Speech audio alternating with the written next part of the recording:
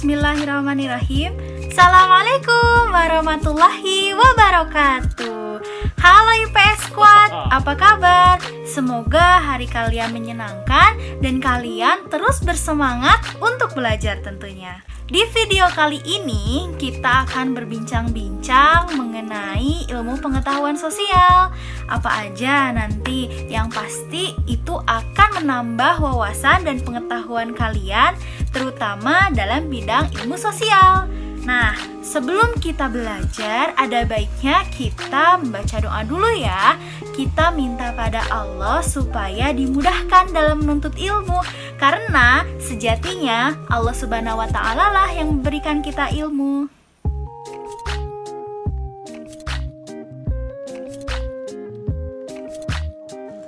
Oke, kita sudah berdoa ya.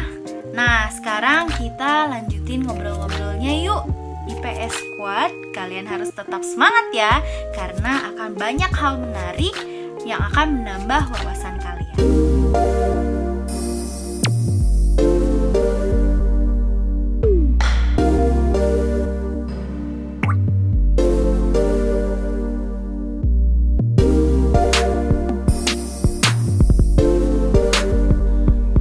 Dan kita akan membahas mengenai benua Afrika.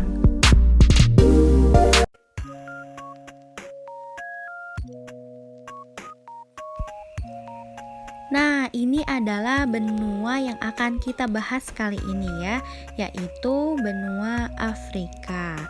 Kita akan membahas mengenai kondisi alam, letak dan luasnya, flora faunanya, dan juga sumber daya alam, sumber daya manusianya.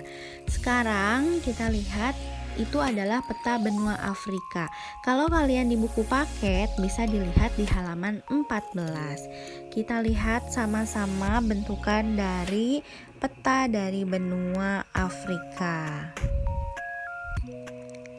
Ini ya petanya, bisa terlihat dengan jelas ya. Kalian juga bisa melihat di buku paket halaman 14.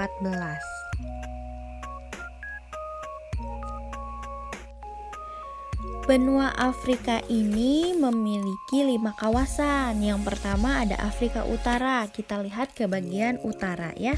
Di bagian utara itu terdapat negara Aljazair, Mesir, Libya, Sudan, lalu ada Maroko, lalu juga ada Tunisia dan Sahara Barat. Selanjutnya kita ke kawasan barat. Di kawasan barat, ini kawasan barat ya. Di kawasan barat itu ada negara Benin, Burkina Faso, ada Tanjung Verde, ada Pantai Gading ya. Lalu ada banyak ya, ada Niger, Nigeria. Boleh kalian lihat di halaman 15 ya. Di situ ada penjelasan mengenai kawasan-kawasan yang berada di benua Afrika. Selanjutnya untuk Afrika Timur, kita ke daerah timur. Nah, ini ya.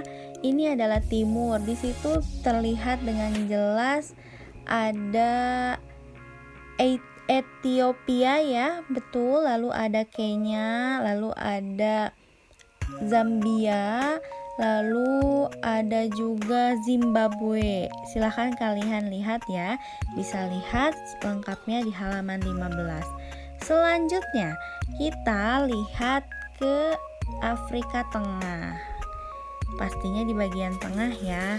Itu ada dengan jelas ya, terlihat di situ ada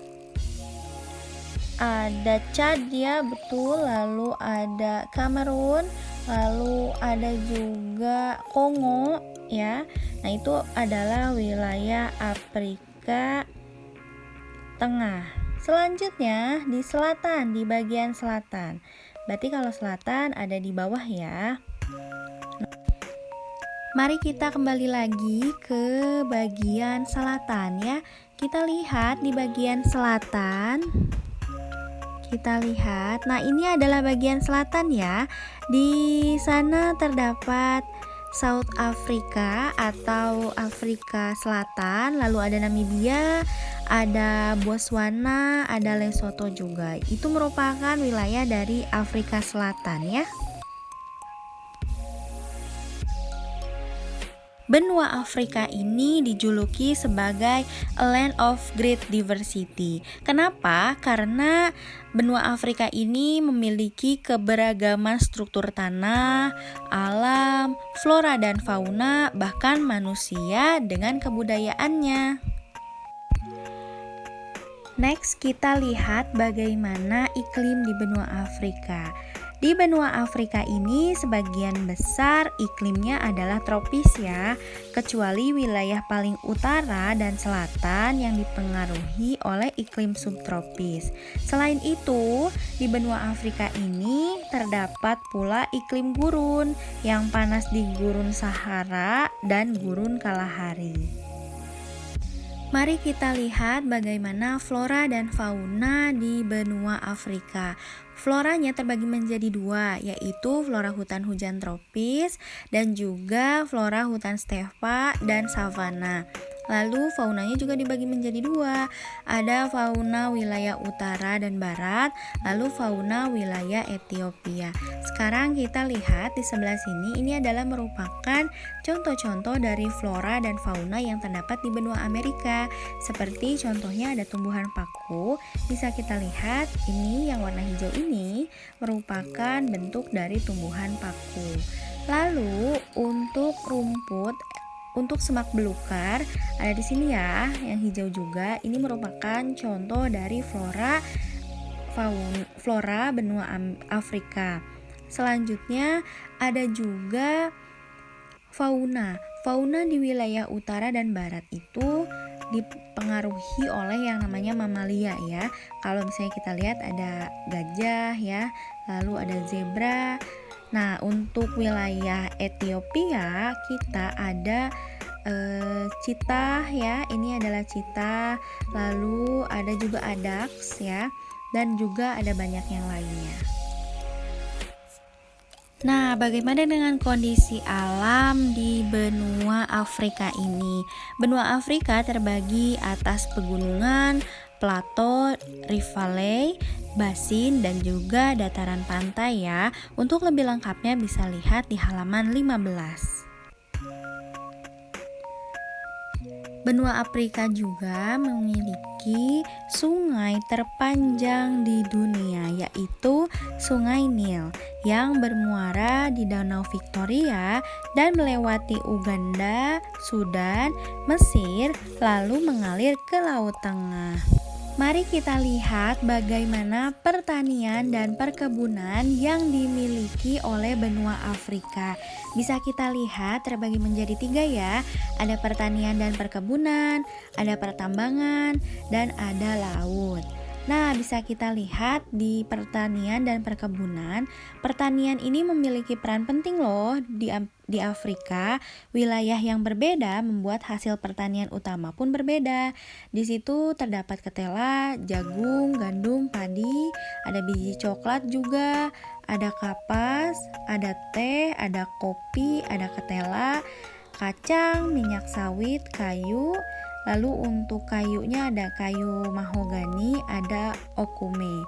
Selanjutnya ini pertambangannya, ada minyak bumi, ada gas, batu bara, emas, uranium, perak, mineral, dan intan.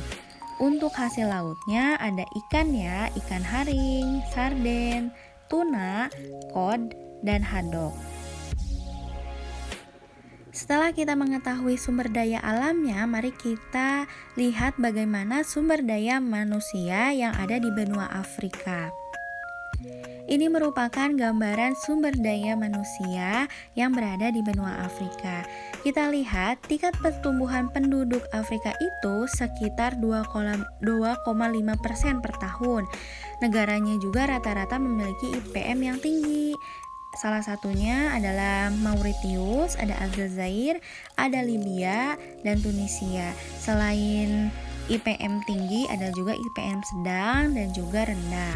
Sekarang lihat kita bagaimana suku bangsa yang dimiliki oleh benua Afrika. ada Negroid, ada Caucasoid Hamid, yaitu biasanya ada di Mesir ya, ada Pygmy, ada Hottentot ya. Nah, ini merupakan suku Hottentot yang ada di gambar ini ya. Selanjutnya, untuk bahasa sendiri, benua Afrika ini memiliki 2000 bahasa yang digunakan. Namun, bahasa yang digunakan yang lebih sering digunakan adalah bahasa Swahili, Hausa, Yoruba.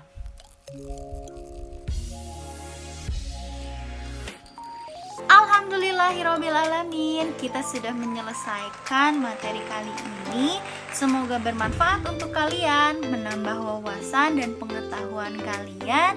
Dan jangan lupa terus semangat untuk belajar, mengeksplor diri dengan cara apapun yang kalian sukai, karena setiap orang berbeda-beda cara belajarnya. Dan jangan lupa untuk terus berdoa kepada Allah Subhanahu wa Ta'ala. Oke, sampai ketemu lagi di pertemuan selanjutnya. Terima kasih. Assalamualaikum warahmatullahi wabarakatuh.